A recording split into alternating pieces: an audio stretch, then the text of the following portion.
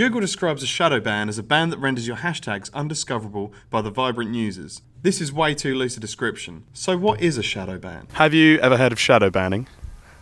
No, I haven't. No, I haven't. No. No. No.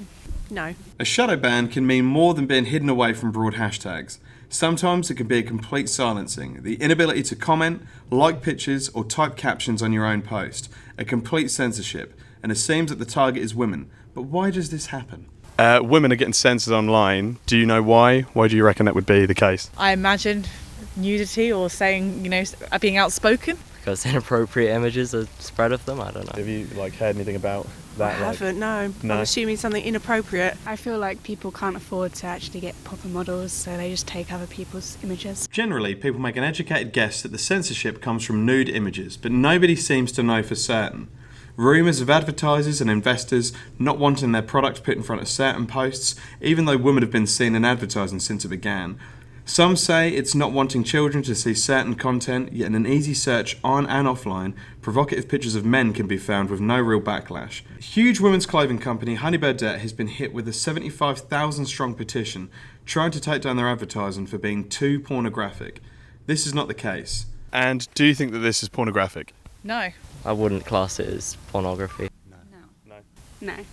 Not really. No, not No. really. Yeah, brilliant, cool. Thank you very much. Whatever the case is, it's an attack on women. Censorship on the body is a promotion of body shaming, a generation of girls growing up in a world that says, hide your bodies or lose your social privileges. Business is being ruined for an unexplained reason. Art created by models, photographers, artists being censored into non-existence. Women being forced onto other platforms in fear that they'll lose the content they've worked so hard to create, with no real sign of slowing down. We spoke to a rising amateur model who has been hit hard with a shadow ban to find out more. And what's your name? Sarah Davidson. And what do you do? I am a uprising Instagram model, I want to say. And I also have a OnlyFans account. I had a previous account called Sarah the Sloth.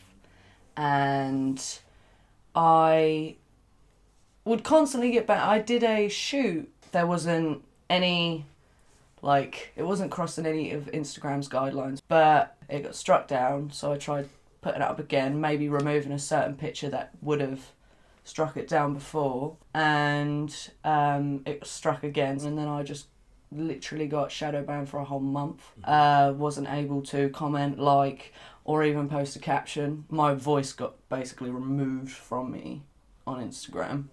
The only thing that I don't know is I just don't quite understand about shadow banning. I will obviously do my research and look at other models' stuff, and they can post nipples through a shirt, anything like that.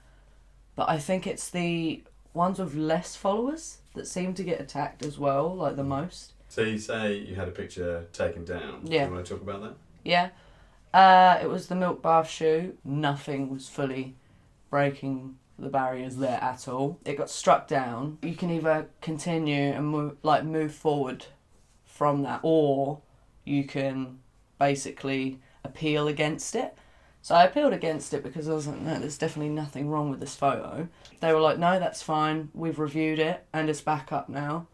And then within a few hours, it got struck down again, and I got my near on pretty much third strike. And they were like, if you get one more, then your account will be completely banned.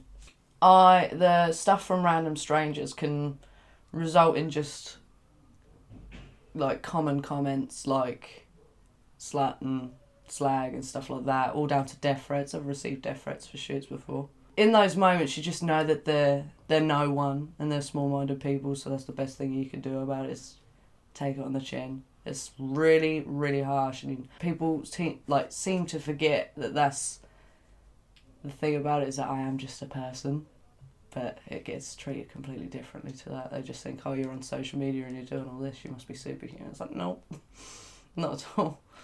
So, yeah, I guess that's that. This is one of the images that Sarah got taken down. We decided to recreate it and flip the gender to see what happened. We called in a favour from a close friend, Jack, to recreate the image.